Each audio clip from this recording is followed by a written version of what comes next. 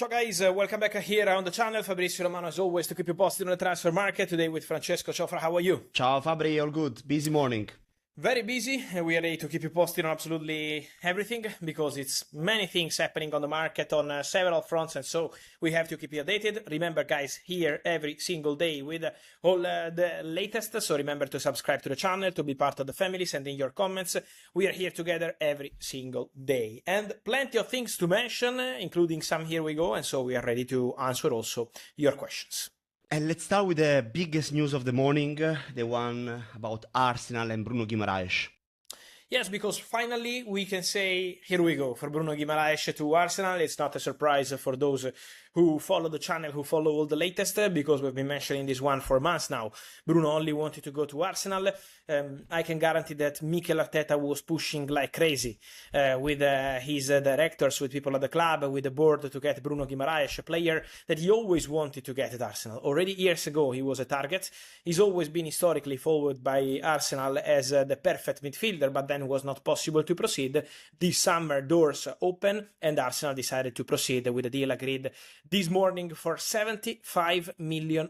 So everything is done, everything is agreed. Now working on the paperwork between the two clubs. Newcastle already started last weekend with a new coach, Matthias Geisler, to discuss replacements for Bruno Guimaraes, and that was the message probably on the guarantee that Bruno was going to join Arsenal. Again, everything done between the two clubs. Now waiting for the medical test. The player has the authorization to travel to London to complete his move, but Bruno Guimaraes will be a new addition for Arsenal after Christos Tsolis. And let me mention one thing, I expect Arsenal to be busy again, but Arsenal are not done on the market. I think there is going to be more to come for the English champions, for the Premier League champions, but Bruno Guimaraes for sure is a fantastic addition. Busy hours also in Madrid because there are many things happening there, and we start with one of the exclusive stories of the morning, the one of Franco Mastantuono joining Fiorentina on loan. Yes, Franco Mastantuono goes to Fiorentina. We've been mentioning in a video over recent days the next one to leave Real Madrid after Gonzalo Garcia to Fulham for €40 million plus 2 in add-ons, sell loan and matching rights after Cesar Palacios also. Now the next one is going to be Franco Mastantuono, and the deal is done for Franco Mastantuono to Fiorentina from Real Madrid. It's a straight loan. There is no buy option clause included, no obligation, nothing. So the player will be back to Real Madrid in the summer 2027.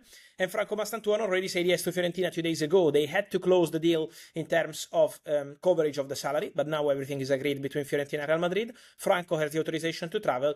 A fantastic signing for Fiorentina, in my opinion. To get a player like Mastantuono was not easy at all, with several clubs interested. Imagine that Mastantuono had more than 7-8 proposals between Spain, River Plate, France, Italy, several clubs, but Mastantuono will be a new Fiorentina player from Real Madrid. Speaking of Real Madrid, I believe a lot of Real Madrid fans want to know what's happening with Vinicius Junior because he went back to train with Real Madrid, but there are still many rumors about his future. Yes, because for Real Madrid, these are going to be important hours, not just for the outgoings, as we mentioned with Mastantuono and all the others, but also for the situation of Vini Jr. The agents of Vinicius Jr., the same agency of Yan Diomandé, they arrived in Madrid yesterday to have conversations with Real Madrid, to welcome Yan Diomandé in the next days, but also to have these negotiations with Real Madrid for Vinicius Jr. So there will be a new important round of talks between Vinicius Jr., his agents, and Real Madrid over the contract situation. The agreement was not reached in the last 2-3 meetings they had, with counter proposals on one side and the other, so still points to discuss. One more meeting is going to take place and is going to be important in the next hours to understand more on the future of Vinicius Jr. Remember that Vinicius has 1 year left on his contract, and so obviously it's going to be an important situation that Real Madrid, as I always said, even before the World Cup or during the World Cup, the Vinicius Jr. situation for Real Madrid is important to be resolved as soon as possible in terms of contract. Real Madrid don't want to arrive with this situation in summer 2027, maybe in May 2027, without knowing if Vini will sign a new deal or not. So contacts will continue, and from there we will understand what's going to happen. There are movements also in Manchester today. Yes, many movements also for Manchester United, also in terms of outgoings, because obviously the incomings are important. I understand Man United fans who want to have news on signings, and I hope as soon as possible there will be updates. But for the outgoings, it's an important morning, because first of all, update from the morning: Altay Bajindir is leaving Manchester United and joining Celta Vigo. Loan deal with an option to buy around 4 million euros. Celta Vigo will cover the main part of the salary of Altay Bajindir, the Turkish goalkeeper. Why? Because Man United already signed their backup goalkeeper Cardarlo from Leeds United on a free, and so Senne Lammens and Cardarlo will be the two goalkeepers. And also another exit is going to be Radek Vitek, who is joining Middlesbrough, permanent deal. Manchester United are getting £7 million immediately, plus add-ons up to £14 million package. Man United also have a 35% sell-on clause, buyback clause, and so Vitek is going to borrow, and now Manchester United are also making extra money. Updates also on the situation of Marcus Rashford.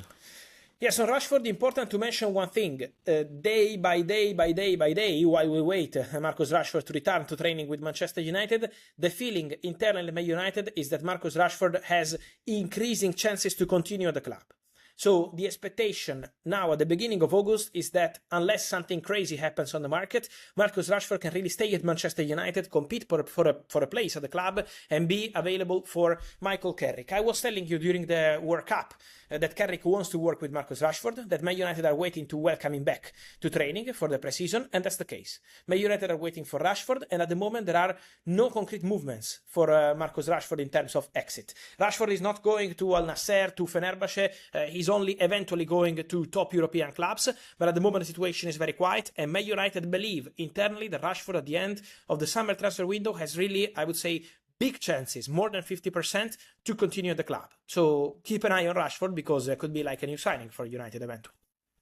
Last one for today, for this video at least, is about Rafa Leão, because there are also many rumors about his future, but there are still maybe no clubs really advancing, no, with an offer. At the moment, what's happening is that, first of all, Fenerbahce tried over the recent days, but the answer from a player and club side was that a loan with an option to buy is not taken into consideration, especially by AC Milan. And then Galatasaray are still interested in Rafa Leão. So Turkey is still a possibility. Galatasaray are still talking with the agents of the player. So let's see if they can convince AC Milan. For Milan, it's very clear. 50 million euros is the beginning of the negotiation and has to be a permanent transfer. No chance for a loan or loan with an option to buy. Guaranteed exit or nothing. Galatasaray are talking with the agents. Otherwise, Milan can have a conversation with Leão and try to keep him at the club. That's also a possibility. Ruben Amorim is already talking to the player. They are both Portuguese, so that's a factor. Let's see what's going to happen there. But for sure, an interesting situation to follow till the end of the window. Fabri, I don't know if you have other updates, otherwise we close it here for this video. Get ready for the Pep Chavarria Here We Go to Chelsea, because today there are new contacts. Chelsea Rayo Vallecano on the add-ons, 19 million euros fixed fee, plus add-ons for the left back from Rayo, and then plenty of updates in the next hours. So stay tuned, like this video, turn on